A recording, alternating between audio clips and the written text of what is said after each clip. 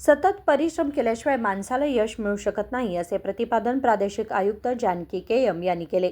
शनिवारी शहापूर गाडेमार्ग येथे चळवादी महासंघ बेळगाव यांच्या वतीने विविध क्षेत्रात उल्लेखनीय कामगिरी करणाऱ्या व्यक्तींना पुरस्कार प्रदान सोहळ्याचे आयोजन करण्यात आले होते. त्यावेळी त्या बोलत होत्या. ವೇದಿಕೆಯಲ್ಲಿ ಉಪಸ್ಥಿತರಿರುವ ಗಣ್ಯಮಾನ್ಯರೇ, ವೇದಿಕೆಯ ಮುಂಭಾಗದಲ್ಲಿ ಆಸೀನರಾಗಿರುವ ಸಾಧಕರೇ, ಪ್ರೇಕ್ಷಕರೇ, ಎಲ್ಲ ಭೀಮ ಬಂಧುಗಳೇ, ನನ್ನ ಮಾತನ್ನು ನಾನು ಜಾಸ್ತಿ ಮಾತಾಡೋಣ ವಾಗ್ಮಿನೂ ಅಲ್ಲ. ಆದರೆ ಇವರ ಪ್ರಯತ್ನವನ್ನು ನೋಡಿ ಅದು ನಿಜವಾಗ್ಲೂ ಕೂಡ ಆಗಬೇಕಾದ ಕೆಲಸಗಳನ್ನ ಅವ್ರು ಮಾಡ್ತಿದ್ದಾರೆ ಅಂತ ನಾನು ಇಲ್ಲಿ ಬಂದಿದ್ದೀನಿ. ನನ್ನ ಮಾತನ್ನು ಮೊದಲಿಗೆ ನಾನು ಇವತ್ತೊಂದು ಸ್ಟೇಟಸ್ ಇಟ್ಕೊಂಡಿದ್ದೀನಿ, ಅದರಿಂದಲೇ ಶುರು ಮಾಡ್ತೀನಿ. ಬಾಬಾ ಸಾಹೇಬರ ವಾಕ್ಯ ಇದು: ನಿರಂತರವಾದ ಸುದೀರ್ಘ ಪರಿಶ್ರಮದಿಂದ ವ್ಯಕ್ತಿಯು ಸಮರ್ಥನೂ ಬುದ್ಧಿವಂತನೂ ಆಗುತ್ತಾನೆ. ನಿರಂತರ ಪರಿಶ್ರಮದಿಂದ ಮಾತ್ರ ನೀವುಗಳು ಯಶಸ್ಸು ಗಳಿಸಲು ಸಾಧ್ಯ. ಹುಟ್ಟಿನಿಂದ ಯಾರೂ ಸಹ ವೀರರಲ್ಲ.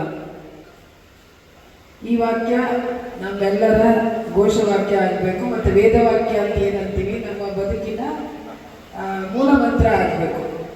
ಯಾರು ಭಾರತದ ಶೋಷಿತರ, ದೀನದಲಿತರ, ಅವಕಾಶ ವಂಚಿತರ ಭಾಗ್ಯವಿಧಾತರಾಗಿ ನಮ್ಮೆಲ್ಲರಿಗೂ ಕೂಡ ಒಂದು ದಿಕ್ಕು ದೆಸೆ ಅವಕಾಶಗಳನ್ನು ತೋರಿಸಿಕೊಟ್ಟ ಅವರು ಕೂಡ ನಮ್ಮಂತಹ ವಾತಾವರಣದಲ್ಲೇ ಬಂದವರು. ಅವರು ಅದನ್ನು ಸಾಧಿಸಿದ್ದಾರೆ ಅಂದರೆ ಅದು ಸುಮ್ಮನೆ ಸಾಧ್ಯ ಆಗೋದಿಲ್ಲ. ಅದಕ್ಕಾಗಿ ಅವರ ತ್ಯಾಗ, ಪರಿಶ್ರಮ, ಬದ್ಧತೆ, ಕಾಳಜಿ ಇದ್ದಿದ್ದಕ್ಕೆ ಅದು ಆಗಿದೆ.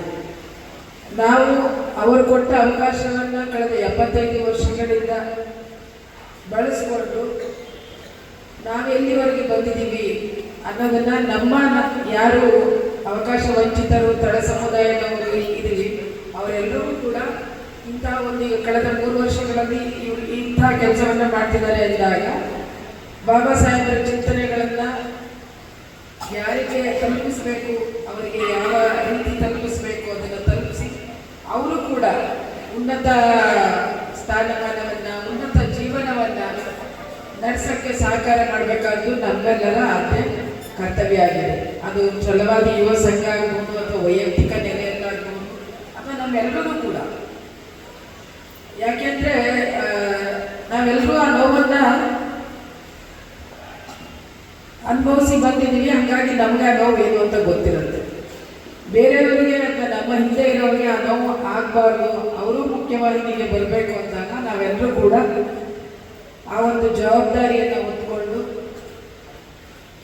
ಅವಕಾಶ ವಂಚಿತರನ್ನು, ಸಮಾಜದಿಂದ ಮುಖ್ಯವಾಹಿನಿಯಲ್ಲಿ ಹಿಂದೆ ಇರೋರನ್ನ ಜೊತೆಗೆ ಕೈ ಹಿಡಿದು ತರಬೇಕಾದ ಜವಾಬ್ದಾರಿಯನ್ನು ಬಾಬಾ ಸಾಹೇಬರು ನಾವೆಲ್ಲರೂ ಕೊಟ್ಟಿದ್ದಾರೆ. ನಾವು ಅದನ್ನು ಜವಾಬ್ದಾರಿಯಿಂದ ಮಾಡಬೇಕಾಗತ್ತೆ. ಆ ನಿಟ್ಟಿನಲ್ಲಿ ಛಲವಾದಿ ಯುವ ಸಂಘ ದಕ್ಷಿಣ ಅವರು ಏನು ಕಳೆದ 3 ವರ್ಷಗಳಿಂದ ಮಾಡ್ತಿದ್ದಾರೆ, ಒಂದು ಸಣ್ಣ ಪ್ರಯತ್ನವೇ ಆಗಿದ್ರು ಕೂಡ ಕಾಲಕ್ರಮೇಣ ಅದು ವಿಸ್ತಾರವಾಗಿ ಮತ್ತೆ ಎಂಥ ಅರ್ಹತೆ ಇರುವ ಎಲ್ಲರಿಗೂ ಕೂಡ ಇದು ದಕ್ಕಬೇಕು.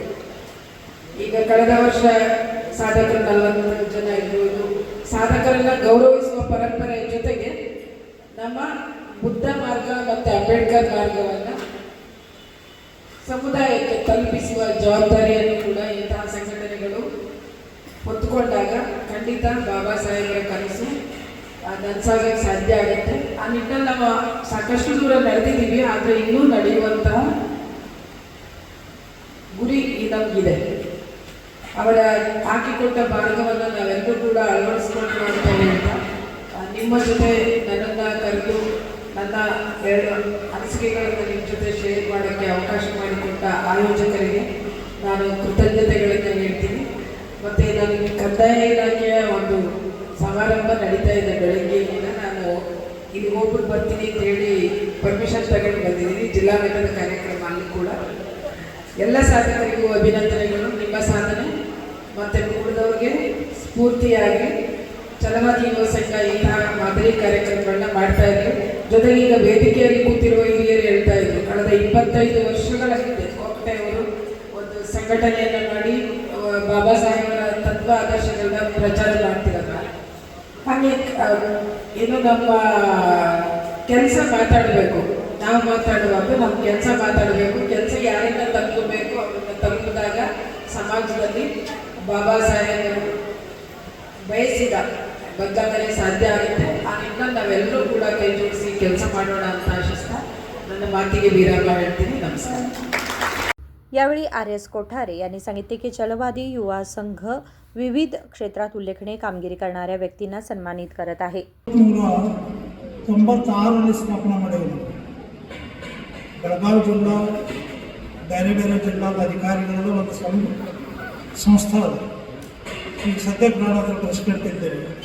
ಮೊದಲನೇ ಪ್ರೆಸಿಡೆಂಟು ಕುಮಾರ್ ನಾಯ್ಕ್ ಅಂತ ಈಗ CEO ಪಂಚಾಯತ್ ಇದ್ದರು. ಈಗ ಅವರು MP member of parliament and Karnataka ಸರ್ಕಾರದ ಪ್ರಧಾನ ಕಾರ್ಯದರ್ಶಿ ಅಂತ ರಿಟೈರ್ ಆದ ನಂತರ ಮೆಂಬರ್ ಆಫ್ ಪಾರ್ಲಿಮೆಂಟ್ ಅಂತ ಈಗ ಜಿಲ್ಲೆಗೆ ಇರ್ತಾರೆ. ಅವರು ನಮ್ಮ ಮೊದಲನೇ ಪ್ರೆಸಿಡೆಂಟ್ ಅವರು.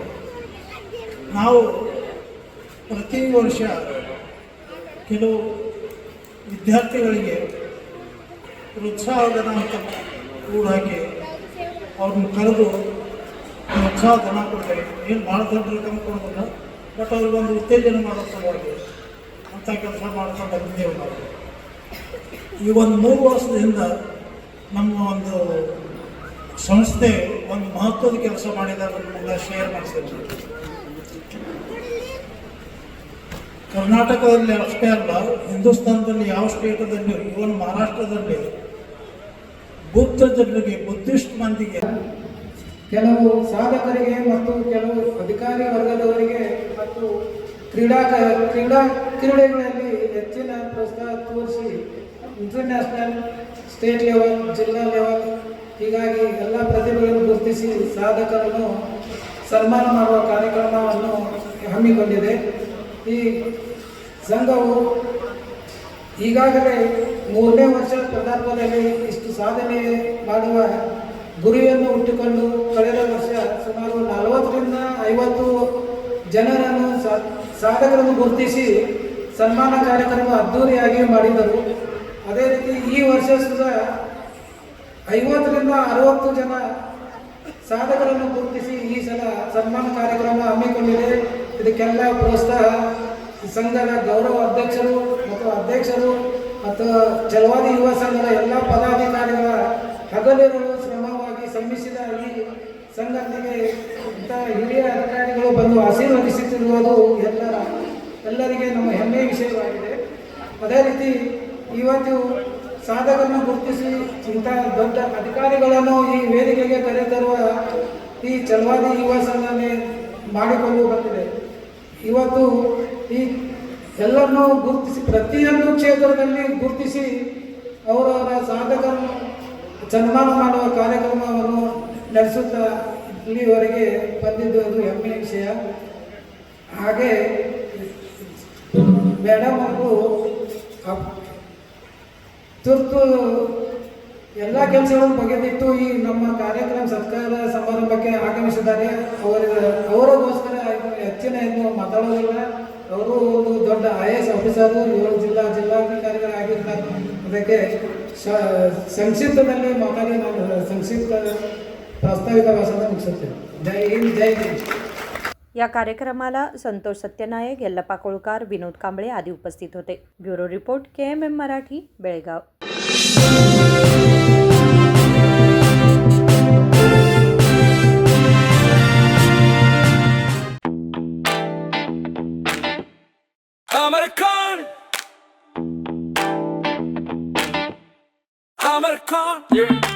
Amarcon collection में आओ, नई वैरायटी यहाँ पाओ, सबके लिए कपड़े हैं खास, Amarcon में खुशियाँ हैं पास, Amarcon. Amarcon collection, खड़े बाजार, बेलगाम.